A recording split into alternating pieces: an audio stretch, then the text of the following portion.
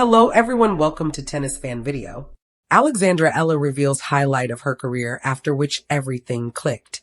Alexandra Eala has declared last year's Miami Open run as the highlight of her career and admits she is still in disbelief about how everything unfolded 12 months ago. The rising Filipina star was hovering around the top 150 in the world when she received a main draw wildcard from Miami. After sneaking into the Miami main draw with the help from the organizers, Eala went on to enjoy a memorable run. First, the Filipina who was ranked at number 140 in the world when the tournament started defeated Katie Valanets for her maiden WTA 1000 win. Then the 20-year-old upset multiple Grand Slam champions and top 10 players after beating Yelena Ostapenko, Madison Keys, and Iga Swiatek. In the Miami semifinal, Eala was close to pulling off another massive win, but ultimately fell short to Jessica Pegula in 3 sets. Following a strong Miami run, the Filipina broke into the top 100 in the world for the first time in her career. Eala set 2 records at the time, becoming the first Filipina to beat a top 10 player and the first player from her country to be ranked inside the top 100. Since then, Eala has also made her first WTA final in Eastbourne last year and rose to a career high, ranking off number 31 in the world. Eala, the Miami run has to be the highlight of my career. Everything clicked after that.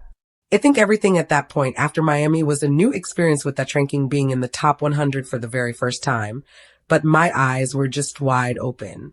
I was just so eager to compete and to be at this level. And then, being on the WTA tour is my dream, that is to be a professional tennis player, and I'm living out my dream, the 20-year-old said on the Sit-Tone podcast. I think that Miami run has to be the highlight of my career so far. That's what put me on the map. Everything clicked after that. I look back at that moment and I just think, wow, it was insane. It's crazy to believe that actually happened. So far this year, Eala owns 11-6 record. The Filipina's best run of the year came in the first week of 2026 when she reached the Auckland semi-final when everything clicked. The turning point of Alexandra Eala. There are moments in an athlete's life that divide everything into before and after. Before the breakthrough, before the belief, before the quiet realization that you belong on the stage you once only dreamed about. For Alexandra Eala, that moment, the highlight of her young but already remarkable career, wasn't just about lifting a trophy or hearing applause echo through a stadium. It was the instant when everything clicked. The weight of a nation, born in the Philippines, a country more passionate about basketball and boxing than tennis, Eala grew up chasing a dream that felt distant from her surroundings. The tennis courts were fewer. The role models were rare. The path to the top of the sport seemed oceans away, quite literally. When she moved to Spain to train at the prestigious Rafa Nadal Academy, she was still a child. The sacrifice was enormous. New culture, new language, new expectations. She was no longer just a promising Filipina talent. She was one of many ambitious players fighting for space, attention, and growth. At the academy founded by Rafael Nadal, excellence was the baseline. Hard work was assumed. Mental toughness wasn't negotiable. And still for years success came in fragments. A strong tournament here. A disappointing loss there. Glimpses of brilliance, moments of frustration. Like many young athletes, she hovered in that uncertain space. Talented enough to compete, but searching for that internal shift that transforms potential into performance, the junior breakthrough. Then came the tournament that would change everything. The U.S. Open girls singles title at the U.S. Open. The victory itself was historic. She became the first Filipino to win a junior Grand Slam singles title. Headlines celebrated her. Social media erupted with pride. Back home, she was hailed as a national hero.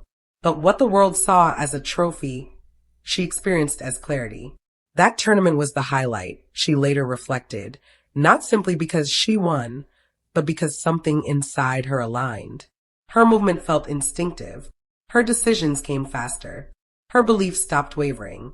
Everything clicked. The anatomy of a click. Athletes describe it differently. Some call it flow. Others call it confidence.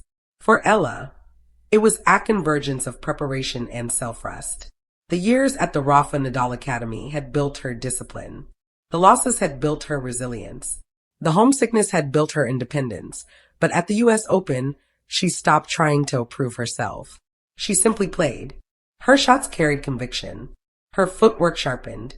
The mental noise, the doubts, the expectations faded into the background. She wasn't thinking about history. She wasn't thinking about pressure. She wasn't thinking about being the first. She was thinking point by point, game by game, match by match, and in that simplicity, everything changed. Beyond the trophy, winning a junior Grand Slam doesn't guarantee professional dominance. The transition from junior to professional tennis is notoriously brutal. Stronger opponents, faster pace, greater physical demands, unforgiving ranking systems. But what Ella carried from that triumph was far more valuable than silverware. She carried belief. Belief transforms how a player trains. It changes how they recover from defeat. It alters the way they walk onto the court. Opponents can sense it. Coaches can see it. Crowds can feel it. Before that highlight, success was something she hoped for. After it, success was something she expected herself to pursue relentlessly. The Filipino dream. For the Philippines, her victory resonated deeply. Tennis had never truly broken into the mainstream sporting identity of the nation. Yet, here was a young Filipina standing tall in one of the sport's grandest stages. Children began picking up rackets. Local courts buzzed with renewed interest. Sports conversations shifted. She wasn't just winning for herself anymore. She was expanding possibility. And with that came pressure. But pressure she learned could be reframed. At the academy in Mallorca, she had observed the composure of champions. She saw how Rafael Nadal carried expectation, not as a burden Buta's responsibility. There was dignity in it, purpose in it. She adopted that mindset. When everything clicked at the US Open, it wasn't just technical execution. It was emotional maturity, the quiet work behind the scenes. The highlight didn't erase challenges. Professional tennis is unforgiving. Rankings fluctuate. Injuries linger. Momentum can disappear as quickly as it arrives. But now, during difficult stretches, she could look back at that defining week and remember what she was capable of. She knew what her best level felt like. And that memory became her compass. Training sessions became more intentional, strength work more precise, recovery more disciplined. She began to understand her own game, the angles she preferred, the patterns that opened the court, the mental routines that steadied her in tight moments. The click wasn't magic. It was recognition. Recognition that she belonged.